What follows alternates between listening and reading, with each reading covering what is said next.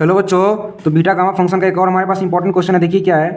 Prove that integration 0 से लेके π/2 तक d theta upon under root a cos की power 4 theta plus b sine की power 4 theta is equal to gamma 1/4 का whole square upon 4ab का power 1/2 under root pi. ठीक है, ये बहुत इंपॉर्टेंट क्वेश्चन है। क्या है?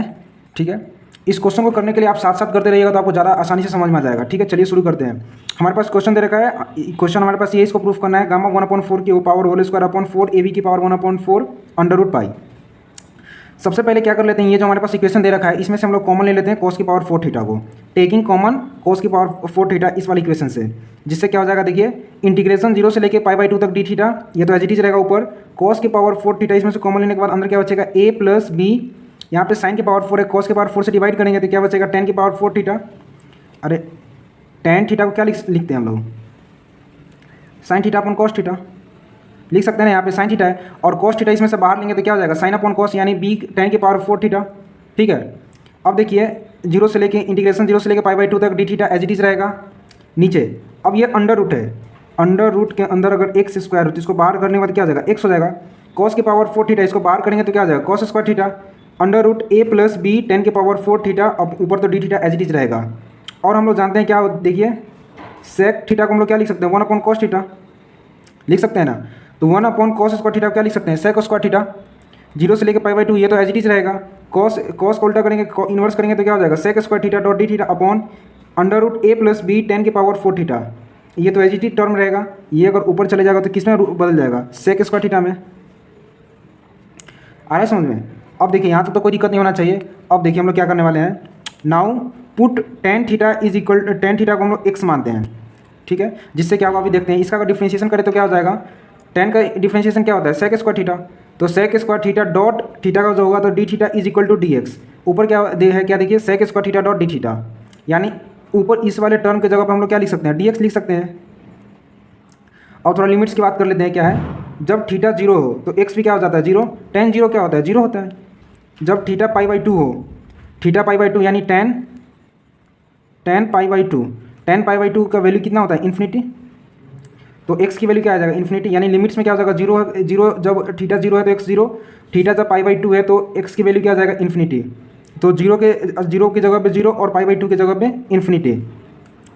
और sec square theta dot d theta, तो sec square theta dot d theta की वैल्यू क्या है हमारे पास आया, dx, या dx आ गया।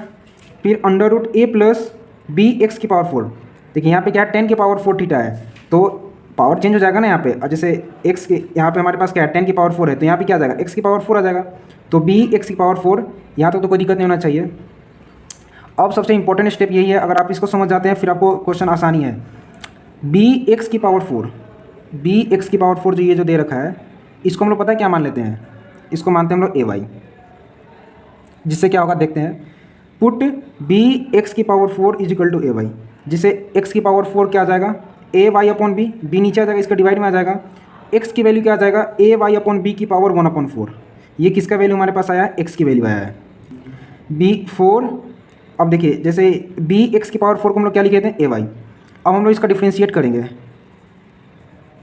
ऑन डिफ्रेंशिएटिंग इसका डिफ्रेंशिएशन करने के बाद क्या आ जाएगा, 4bx³ dot d x is equal to a dot d y. हम लोग डिफ्रेंशिएशन इसका कर रहे हैं इसलिए ताकि हमें डी एक्स की वैल्यू पता चल जाए। एक्स की वैल्यू हमें मिल चुका है, डी एक्स की वैल्यू यहाँ से निकालेंगे इसका डिफ्रेंशिएशन करने के बाद। तो d x is equal to 1/4bx³, 1 ये जो पूरा टर्म है इसके डिवाइड में आ जाएगा। 1/4bx³, ऊपर तो ए डॉट डी वाई, ये एज इट इज रहेगा। यहाँ तो कोई दिक्कत नहीं होना चाहिए। अभी हम लोग जस्ट एक्स की वैल्यू निकाले थे यहाँ से। एक्स की वैल्यू क्या आया था हमारे पास, एक्स की वैल्यू हमारे पास आया था ए वाई अपॉन बी की पावर 1/4। ठीक है, तो 1/4 ए डॉट डी वाई, ये ए डॉट डी वाई तो एज इट इज रहेगा, बी भी एज इट इज रहेगा, x³ तो x³ यहाँ पे एक्स की वैल्यू है तो यानी ए वाई अपॉन बी की पावर 3/4। कोई दिक्कत नहीं होना चाहिए यहाँ तक। फिर देखिए अब जब हम लोग जानते हैं 1/x को क्या लिख सकते हैं, x की पावर -1 लिख सकते हैं ना। फिर डी एक्स की वैल्यू, फाइनल वैल्यू हमारे पास क्या आता है, 1/4 a by b as it is रहेगा, ए वाई अपॉन बी, इसको ऊपर भेज रहे हैं तो क्या आ जाएगा, -3/4 इंटू डी वाई। ठीक है, यहाँ तक कोई दिक्कत नहीं होना चाहिए। अगला स्टेप देखते हैं नेक्स्ट पेज में। डी एक्स की वैल्यू हमारे पास क्या आया था, 1/4 a upon b, a y upon b की पावर -3/4 डॉट डी वाई। अब देख लें हम लोग क्या करने वाले हैं, d x is equal to 1/4 a upon b, ये टर्म एज इट इज रहेगा, और पावर को हम लोग स्प्लिट कर देते हैं, अलग अलग लिख देते हैं। ए अपॉन बी की पावर -3/4 इंटू वाई की पावर -3/4। ये क्या है, आपस में अगर मल्टीप्लाई आप अलग अलग लिखने के बाद पावर भी अलग हो जाएगा, इंटू डी वाई। अब देखिए इसके बेस सेम हो तो पावर ऐड हो जाता है, ए की पावर 1 बी की पावर 1 है, और इन दोनों को अगर सम करें तो क्या आ जाएगा, 1 - 3/4 करने के बाद क्या आ जाएगा, 1/4 ही आएगा। वही नीचे देखिए d x is equal to 1/4 a की पावर 1/4 अपॉन बी की पावर 1/4 इंटू वाई की power -3/4 dot d y. D x का फाइनल वैल्यू हमारे पास यही आया है, और सबसे इंपॉर्टेंट स्टेप इस क्वेश्चन का यही है। ठीक है, अगला स्टेप देखते हैं क्या है। और एक्स की वैल्यू हम लोग क्या निकाले थे, ए वाई अपॉन बी की पावर 1/4, इसमें तो कोई दिक्कत नहीं होना चाहिए। और हमारे पास क्वेश्चन क्या देगा, इसका इंटीग्रेट करना है 0 से लेकर इन्फिनिटी तक d x upon √a plus b x की पावर 4। हम लोग क्या पुट किए थे, बी एक्स की पावर 4 को हम लोग माने थे ए वाई, है ना, यानी बी एक्स की पावर 4 की जगह पे हम लोग ए वाई भी लिख सकते हैं। वही यहाँ पे है 0 से लेकर इन्फिनिटी तक d x upon √a plus a y. अरे बी एक्स की पावर 4 को हम लोग क्या माने थे, पहले ए वाई माने थे, तो वही ए प्लस ए वाई। अब देखिए 0 से लेकर इन्फिनिटी तक डी एक्स अपॉन में √a, इसमें से क्या है कॉमन ले लेते हैं, ए यहाँ भी है यहाँ भी है, तो ए को क्या कर लेते हैं बाहर, ए बाहर आ गया, इंटू 1 + वाई आ गया। अब देखिए ये जो रूट है, रूट कहाँ पे है, इन सभी के साथ है ना। और अंडर अगर एक्स हो तो इसको क्या लिख सकते हैं, एक्स की पावर 1/2। अरे अंडर का मतलब क्या होता है, 1/2, किसी का पावर 1/2। तो 0 से लेकर इन्फिनिटी तक ए है, तो ए को क्या लिख सकते हैं, ए की पावर 1/2 इंटू 1 + वाई को भी क्या लिख सकते हैं, 1/2 इंटू डी एक्स। अब डी एक्स का वैल्यू भी जस्ट हम लोग क्या निकाले थे, फाइनल वैल्यू क्या था हमारे पास, देखिए d x is equal to 1/4 a की पावर 1/4 अपॉन बी की पावर 1/4 इंटू वाई की पावर -3/4 डॉट डी वाई, है ना। देखिए तो वही हम लोग यहाँ पे डी एक्स की वैल्यू लिखने वाले हैं 1/4, ये टर्म एज इट इज आ गया। अब देखिए 1/4 और बी की पावर 1/4, ये तो कांस्टेंट टर्म है, इसका तो कुछ नहीं हो सकता डिफरेंस इंटीग्रेशन, इसको क्या कर लेते हैं, बाहर कर लेते हैं। 1/4 बी की पावर 1/4 0 से लेकर इन्फिनिटी तक, ऊपर क्या बचेगा, वाई की पावर -3/4, वाई की पावर -3/4 अपॉन 1 + वाई की पावर 1/2, 1 + वाई की पावर 1/2 इंटू ए की पावर 1/2, ये तो एज इट इज रहेगा। और ऊपर जो ए की पावर 1/4 है, इसको अगर नीचे लाते हैं तो क्या जाएगा, ए की पावर -1/4। अरे रेसिप्रोकल करने के बाद साइन चेंज हो जाता है ना, अभी जस्ट आपको बताया था। 1/x को क्या लिख सकते हैं हम लोग, एक्स की पावर -1 लिख सकते हैं, या एक्स की पावर -1 को क्या लिख सकते हैं, 1/x लिख सकते हैं। तो ए की पावर 1/4 है, इसको नीचे लिखने के बाद क्या आ जाएगा, ए की पावर -1/4 डॉट डी वाई। अभी हम लोग जस्ट देखे थे क्या, बेस सेम होता है तो पावर ऐड हो जाता है, बेस सेम होने के बाद पावर क्या हो जाता है, ऐड कर लेते हैं हम लोग। तो ए की पावर 1/2 प्लस ए की पावर -1/4, 1/2 -1/4 करने के बाद क्या आएगा, एलसीएम 4, 2 - 1 यानी 1/4 ही आएगा, 1/4। अब देखिए यहाँ पे क्या आ जाएगा, ए की पावर 1/4, ये भी कांस्टेंट टर्म, इसको भी क्या कर लेते हैं बाहर, यानी 1/4 ए बी की पावर 1/4, ये तो बाहर आ जाएगा।